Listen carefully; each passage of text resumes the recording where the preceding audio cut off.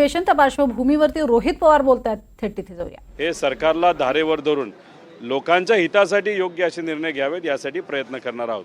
दादा, नगरमधला एक प्रश्न आहे। नगरमध्ये चोरी करण्यासाठी घरात घुसलेला एका परप्रांतीयाला मारहाण केलेली आहे, झाडावर बांधून त्याची मारहाण झालेली आहे। म्हणजे आता खरंच तो चोरी करण्यासाठी आला होता का चोर समजून त्याला मारले हे कुठेतरी बघावं लागेल। पण मग अशा पद्धतीने जर काही गोष्टी होत असतील मग पोलीस प्रशासन काय करतंय, मग ह्या सगळ्या गोष्टींकडे कुठेतरी बघावं लागेल। पण मी त्या केसबद्दल मला खूप माहिती असं नाही, त्यामुळे जास्त मला बोलता येणार नाही।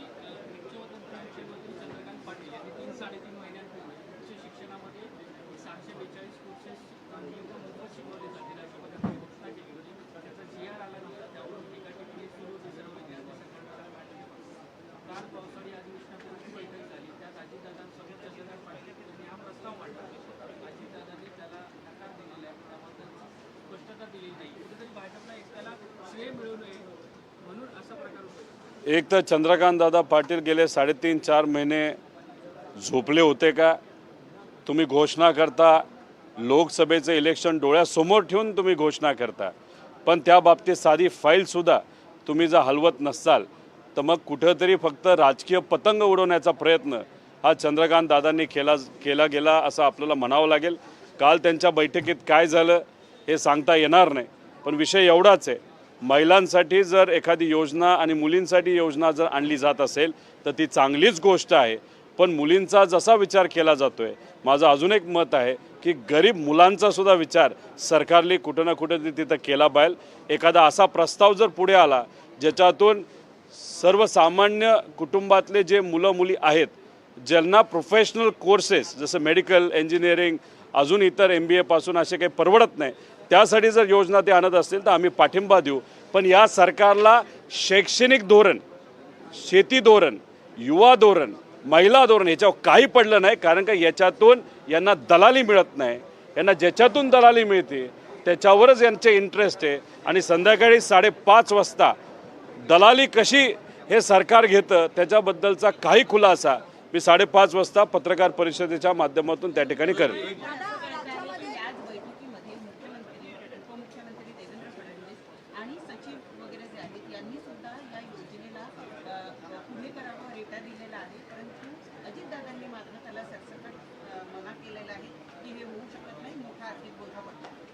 हे बघावं लागेल की खरंच किती आर्थिक बोजा पडणार आहे।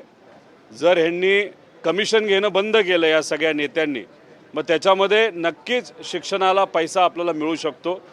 त्यामुळे एक्झॅक्टली काय घडलं हे आपल्याला सांगता येणार नाही, पण या बजेटच्या माध्यमातून त्यांनी एखादी अशी योजना आणली त्याला काय प्रोव्हिजन आहे, कशा पद्धतीने ती लागू केली जाईल हे नक्कीच त्या ठिकाणी बघावं लागेल। पण हे सरकार करतंय काय?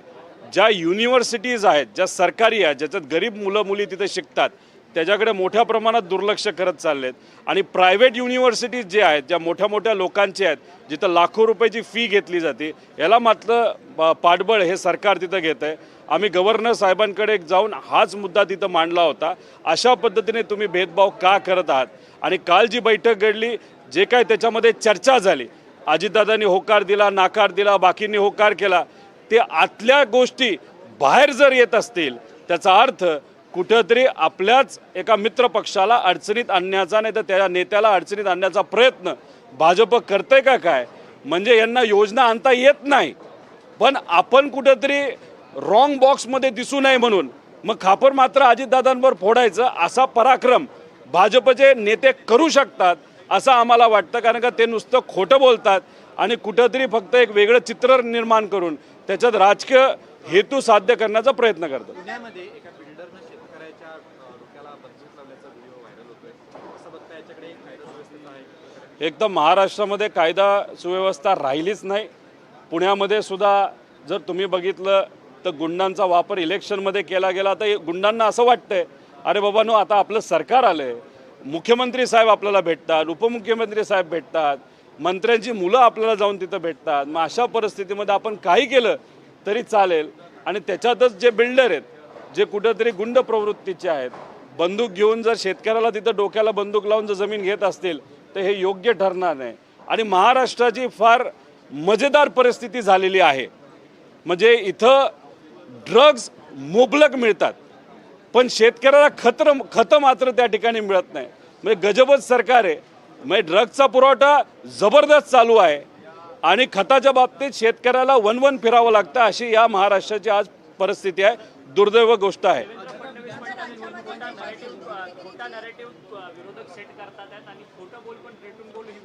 देवेंद्र फडणवीस साहेबांना मला विचारायचे की नरेटिव्ह सेट कोण करतं. भाजपचाच एक गट सोशल मीडियावर बोलत आहे की 550 कोटी, शालिनी मॅडम कोण आहेत हे बघावं लागेल. 550 कोटी हे मीडियाला दिले गेले, सोशल मीडियाला. मग ते 550 कोटीचं केलं काय? मग तुम्ही नरेटिव्ह सेट करण्यासाठीच तो पैसा वापरला ना. म्हणजे ओबीसी विरुद्ध मराठा, हिंदू वर्सेस मुस्लिम, खोटा निरेटिव्ह हा मतदारसंघ नाही तर महाराष्ट्रामध्ये करण्यासाठी 550 कोटीचा वापर हा भाजपने केला, हे भाजपचेच कार्यकर्ते तिथं म्हणत आहेत. त्यामुळे देवेंद्र फडणवीस साहेबांची एक खासियत आहे, खोटं बोल पण रेटून बोल. त्यामुळे त्यांच्या वक्तव्याकडे खूप जास्त लक्ष देण्याची जरूरत नाही असं मला वाटतं.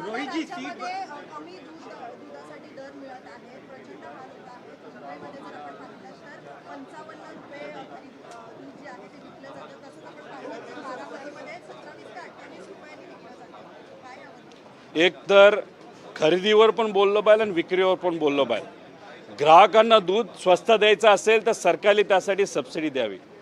आणि दूध जे आज 24-25 रुपयाला शेतकऱ्याकडनं घेतलं जातं त्यासाठी सुद्धा राज्य सरकारने तिथं कुठेतरी विचार केला पाहिजे. पण ह्यांचं कसं या सरकारचं की आदिवासी समाजाच्या मुलामुलींना जे दूध दिलं जातं ते दूध एका कंपनीकडनं 144 रुपयाला विकत घेतलं जातं आणि तीच कंपनी त्या शेतकऱ्याला 24 रुपयाला दूध ते घेतं.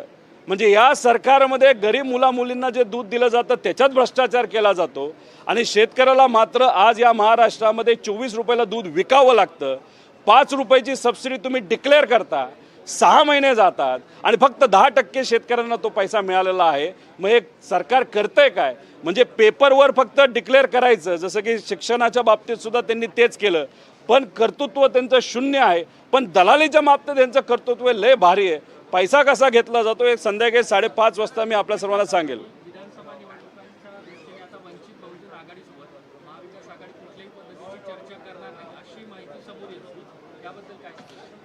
आमच्यातले काही मोठे नेते जर याच्यावर वक्तव्य केलं तरच तुम्ही खरं समजावं. हवेतल्या गोष्टींवर कुणी विश्वास ठेवू नये ही विनंती. कारण का इलेक्शन आलं की 550 कोटी देणारे जे मोठे मोठे पक्ष आहेत सोशल मीडिया जसं भाजप, हे खोटं नरेटिव्ह सेट करतात. त्यामुळे जोपर्यंत आमचे नेते बोलत नाहीत तोपर्यंत ह्याच्यावर तुम्ही खरंच समजू नये असं मला वाटतं.